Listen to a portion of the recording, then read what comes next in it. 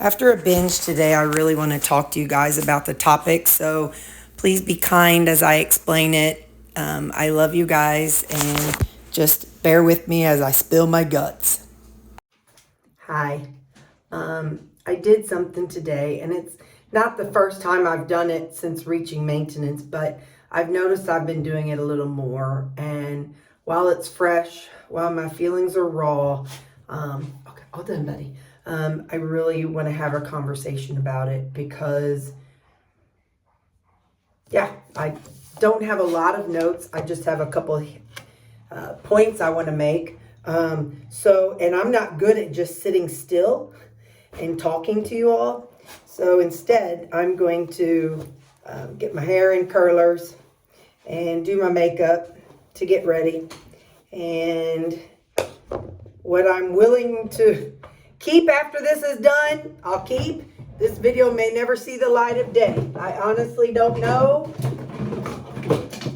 I may spill my guts too much. But I just feel like I just binged. Now, when I say that, many of us come to weight loss, or, we become obese because of, we'll just say, something that has happened in our past that we deemed as something traumatic. And at that time. And later on, looking back on it, we don't understand why we think of it as traumatic. And other people come from something, they know it was traumatic and they know why it was traumatic. So I'm just going to talk about it a little bit. Mine, it's really, really, really foolish. It's just nothing. Let me just kind of start with this. I'm a sensitive person, okay? And when I'm around people who are frustrated or angry or upset, I feel that, and my brain and body is intimidated by that. When I was little, both my sisters used to argue a lot. And so I always, in my mind, for whatever reason, I felt like I was the family peacemaker. Nobody assigned me that role as the baby, but it's just the role that I took on. And so, as that person who felt like I had to, make everybody happy and keep the peace with everybody, because I always, could tell when the tension was rising, it just kind of it caused me to be sensitive. So, anyway, so having said all that, that's no big deal. Okay, a lot of people are like that, But so when I honestly, I can't give a time frame. Maybe 10, 9, something like that. It was me and a cousin. Could not pick this cousin out of the lineup. I don't even know who this cousin was anymore. And it could have been like a cousin's friend. You know what I mean? But we were just kids. And it was just kids being kids, okay? So there was nothing violent. He was my age. And, we were just on top of a slide. And kids being kids, exploring. Let's just say it that way. And anyway, afterwards... And again, this may be too much. I don't know if I'll share all this, but afterwards, I was left with this shame and fear and no penetration. Like as an adult, no penetration. Nothing was exposed on either of us, okay? Please understand that. It was not even, this would not have been PG. This wouldn't have been PG. But in that childhood mind, it traumatized me because it was I'll call it a perceived trauma. I don't know what to say. I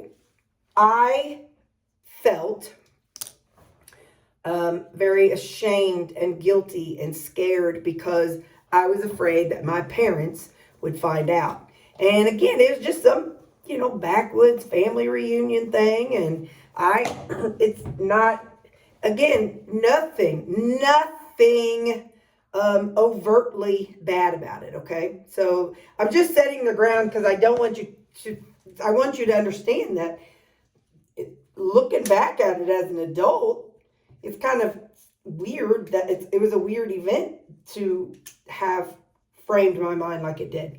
So anyway, so again, there was a lot of shame, a lot of fear, fear mom would find out that I, had done this just little kid thing.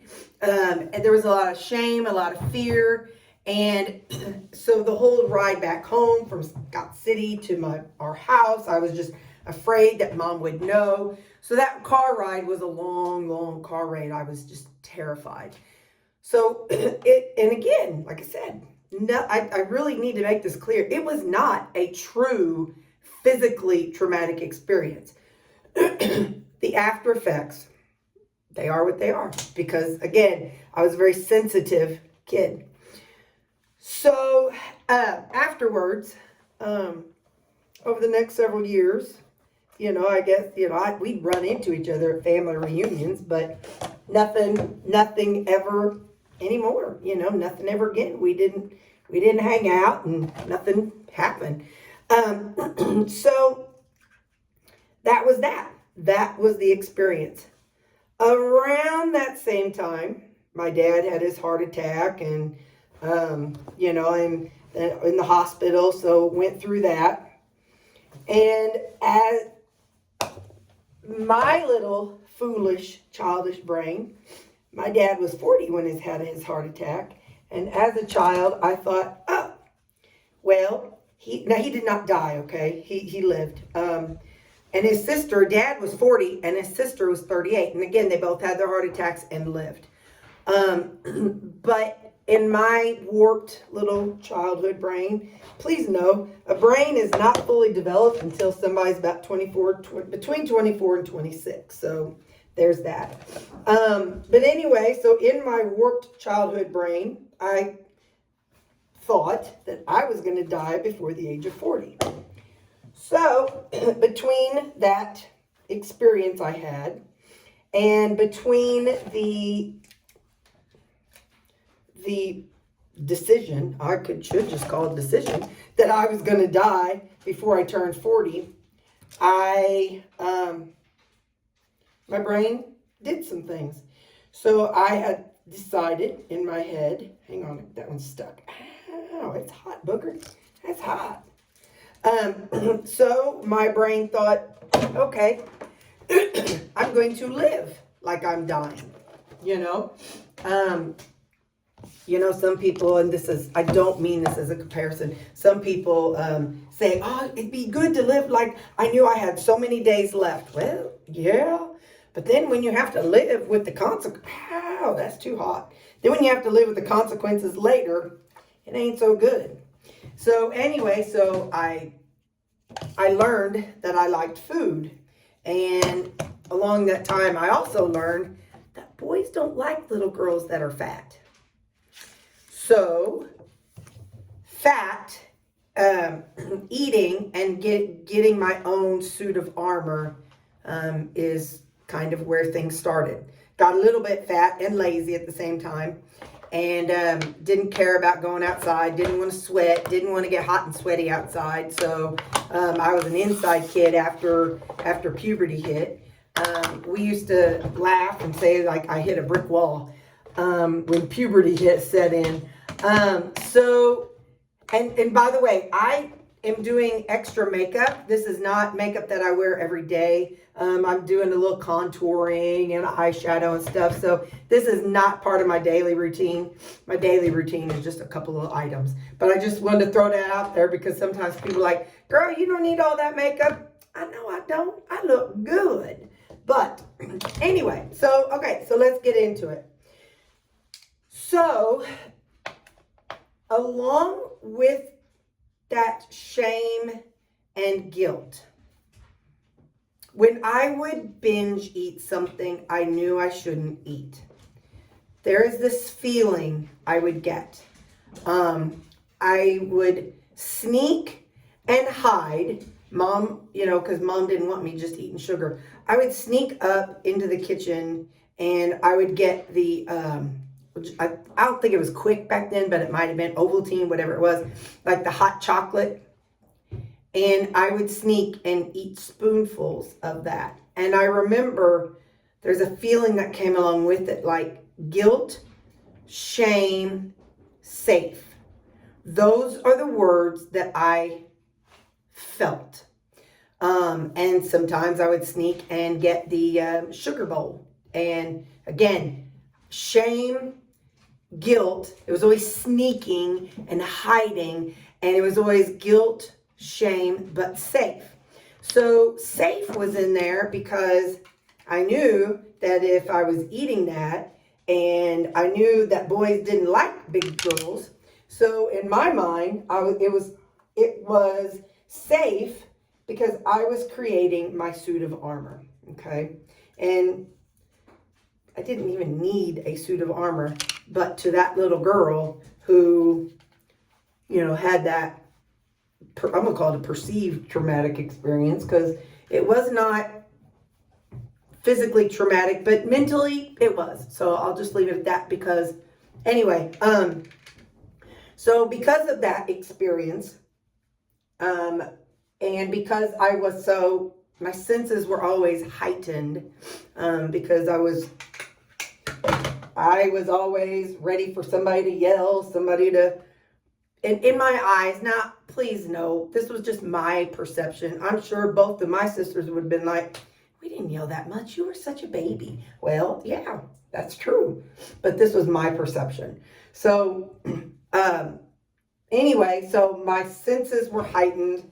And in order to personally cope with with all the things, I would go hide and eat sugar, or go hide and eat the Ovaltine, or hide and eat sweet pickles, hide and eat the things that I wasn't allowed to eat. And it's not that Mom locked anything up or anything like that. It was just, it wasn't healthy. And so, so I knew I shouldn't eat them. So for me, binge eating became my coping mechanism. Whenever I was sad, when I was stressed, that was my comfort and my coping mechanism. And so because of that, it became, every time I did it, there was embarrassment, there was shame, there was guilt, there was let myself down. But at the same time, after it was done, it was like a big, okay, I'm safe. And so I can't fully understand it. This is why I just want to talk about it and tell you where I am coming from.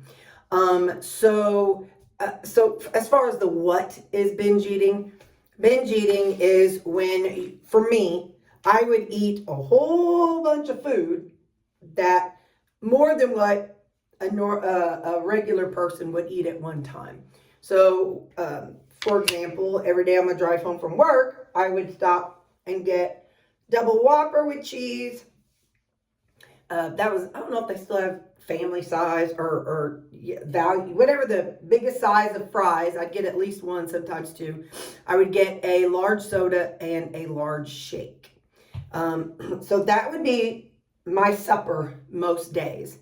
And so from when I wanted to binge on my drive home, I would stop at McDonald's or Burger King, and I would get all that.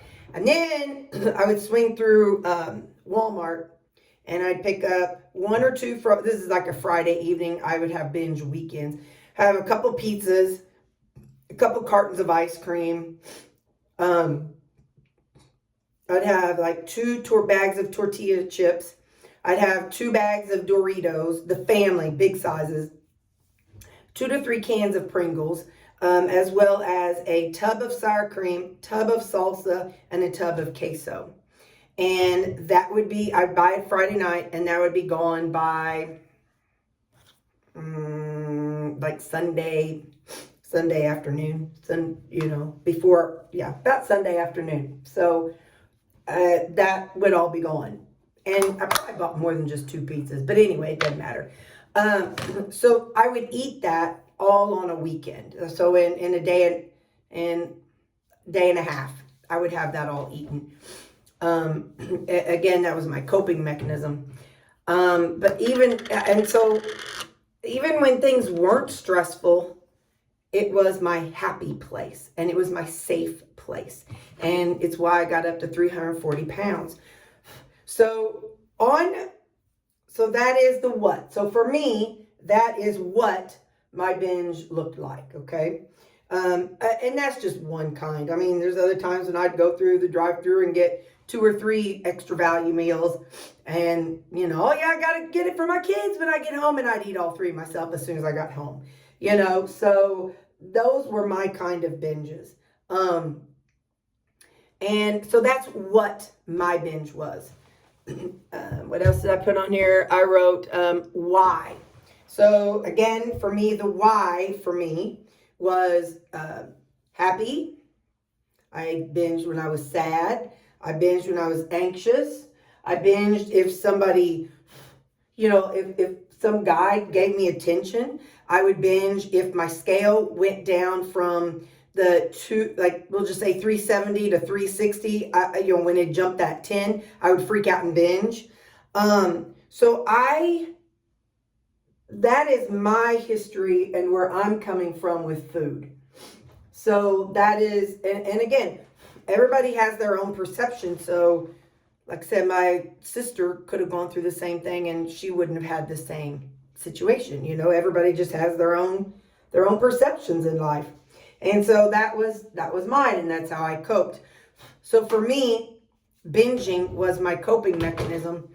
And the bigger I was, the less attention I would get from males, and therefore the happier I was deep inside. But in the front, I knew that that's not how it should be. I knew that I should want men's attention. I knew that, you know, a woman should, did I use this? I knew that women should, you know, they should want to get married and blah, blah, blah. And so I there was the guilt part of wanting to be that suit of armor that protected me. So there was just a lot with it. And I'm just giving you my experience. I know everybody has their own experience and not everybody felt the same. You know, I know that not everybody binge eats for the same reason. But this is just my story, and so I figured I'll share it with you.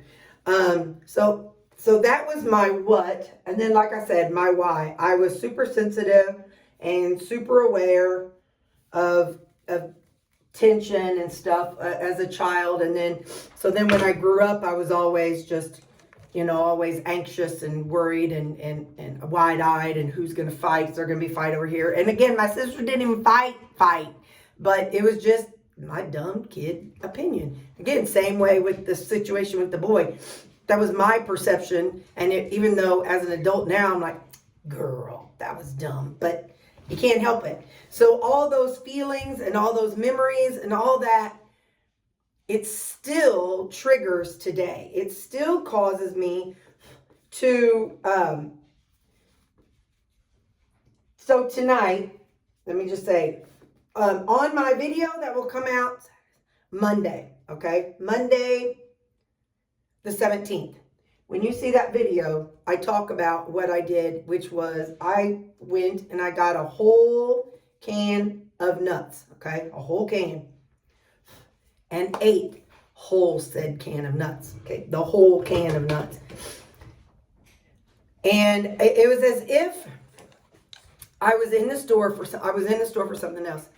And it was as if I needed to feel guilt and shame. I do not know why. I can't explain it. Nothing bad's going on. There's no new stress, nothing. But it was as if I needed to feel that guilt and shame and safe.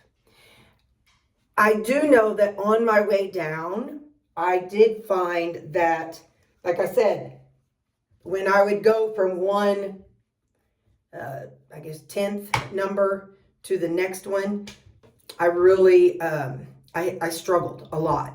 And so right now I'm up about 12 pounds. So I don't know if it's that's like, you're already up 12 pounds. Why don't you just go ahead and let yourself feel that safe, that shame and guilt, and let's just go wallow in it a little bit. And so maybe because I am frustrated at myself for being up and for eating more things than I usually eat, maybe I am a form of punishment. I don't know. I can't figure it all out, but I do know that there's shame and guilt and punishment and all these feelings that I have in my head that I can't explain. And I know I need therapy, but it's all these things that I cannot explain. But sorry, I got a hair on my nose. But I just know that after I'm done eating, it's like, okay, I'm safe now. I don't care how sick I am in my stomach. I don't care how full I am. I don't care how disgusted I am. And I don't care what I've binged on, whether I even like what I ate. Because there are plenty of times where I binged on stuff that I didn't even like. But I just needed to binge. I needed to feel that shame and that guilt. And I just needed to feel it. And I don't know why. I don't understand it. But I needed to feel it. So again, I'm just explaining all this because I don't know I know other people along here have had a binging situation, binging history. I have, and I know we all come at our eating from a different perspective. Again, I know that, some people it's generational. Some people it's, sickness, illness, all kinds of things. But in case you are similar to me and you came from a binge eating, or a perceived or a real, I know some of y'all had some real trauma experiences. Again, I know that I'm blessed that my traumatic experience that I experienced as a child was not a harmful one, a physically harming one. I get that. And I do want to, I know I keep saying that, but I want to make it perfectly clear but saying that, I'm not meaning that, I'm not trying to negate it, because it was traumatic for me. I lived a very Pollyanna life, a very quiet, calm life, and so for me, I led a very sheltered life, so it was traumatic for me. Anyway, but as I was driving home after the binge, I was praying. I'm like, why do I do that, God? I don't understand. I'm like, just give me some, drop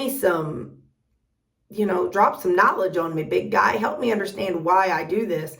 And the words, even though I can't really explain it, the words that just pop in my head when I think of the binge was, again, shame, guilt, sadness, safe.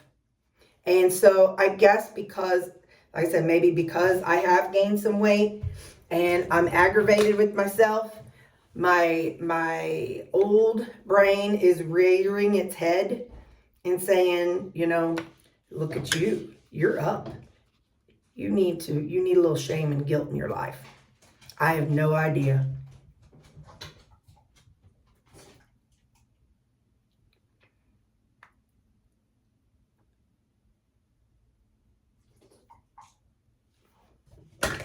I tell you what, if I did know, I'd be Richard and Cooter Brown, because then I'd be able to fix everybody.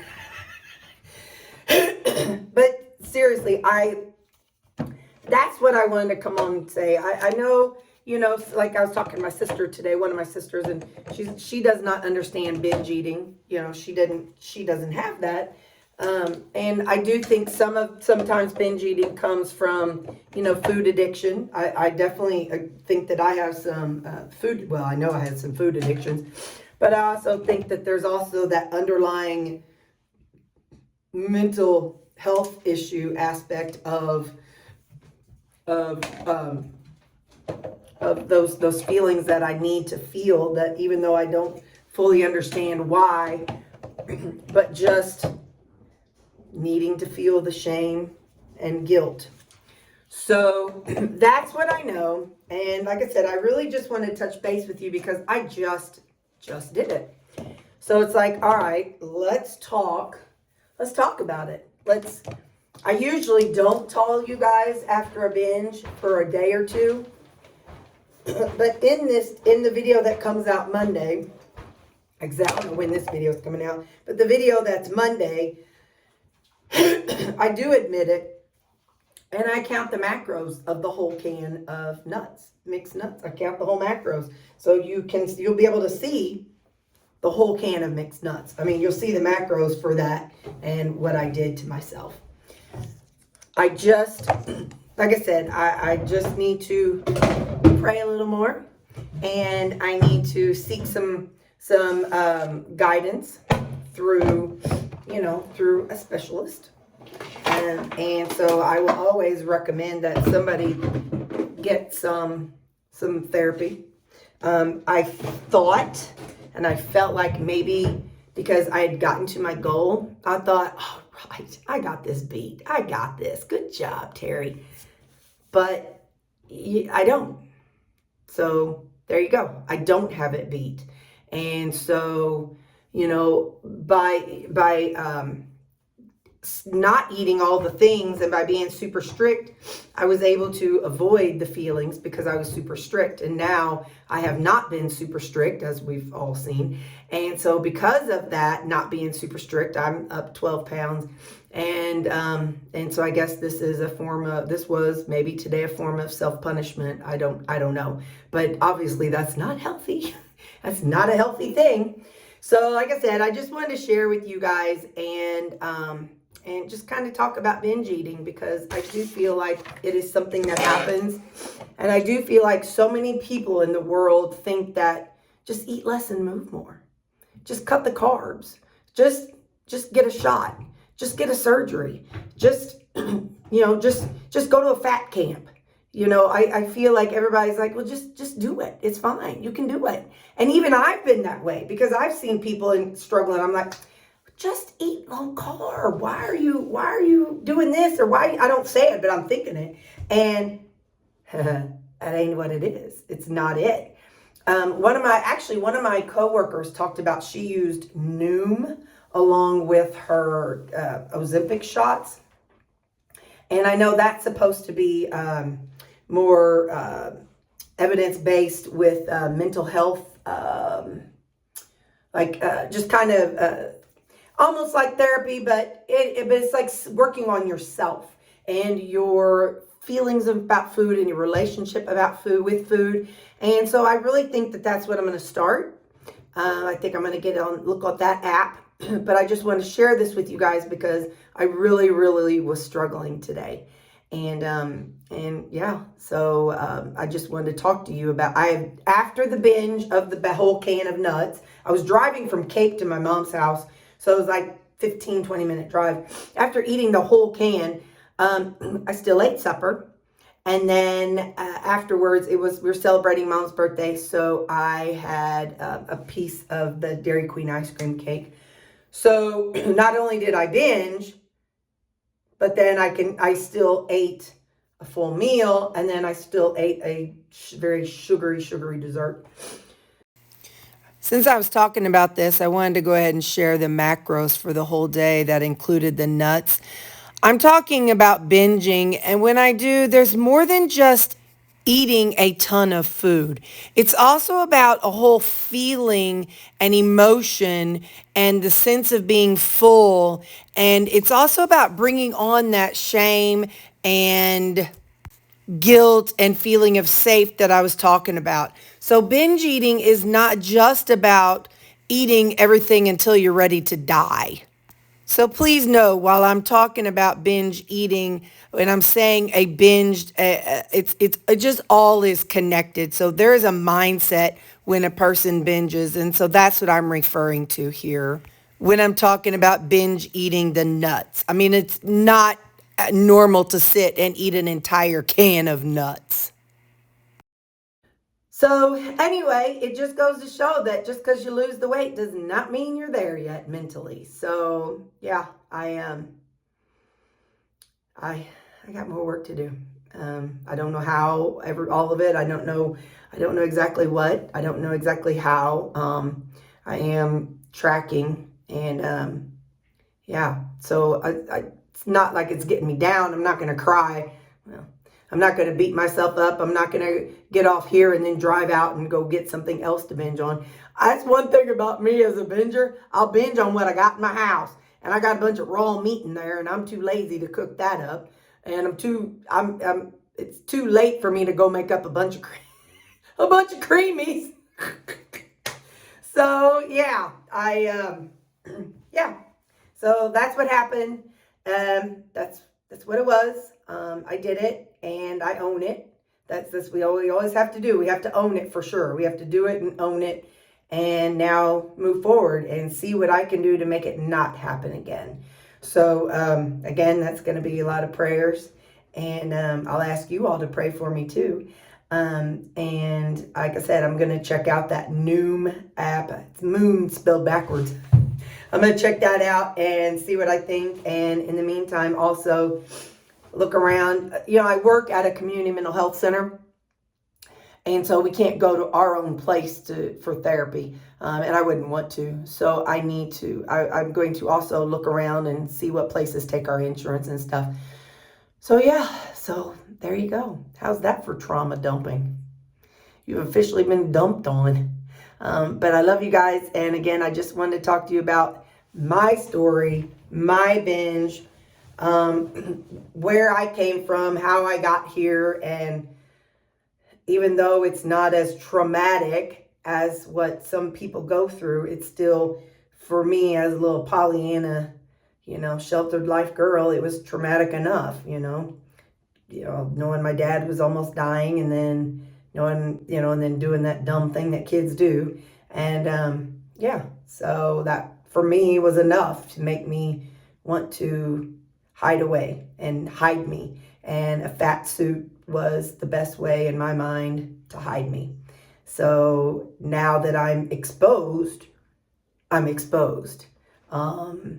So now it's not like I get some unwanted attention. That ain't it. Nobody's like flirting with me or anything, but I don't like, part of me doesn't like looking in the mirror and seeing me look nice, seeing me look healthy. Part of me doesn't like that. And so that's the part that I have to fight every day. So I don't know. There you go. There's some real talk. I don't know how much this made it, but I love you guys, and I do appreciate you all. And in a way, I also kind of feel like I'm letting you guys down whenever I do boneheaded things. I know I'm not.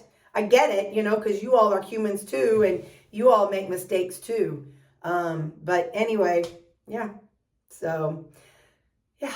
All right. I love you guys, and I'll talk to you later. Bye.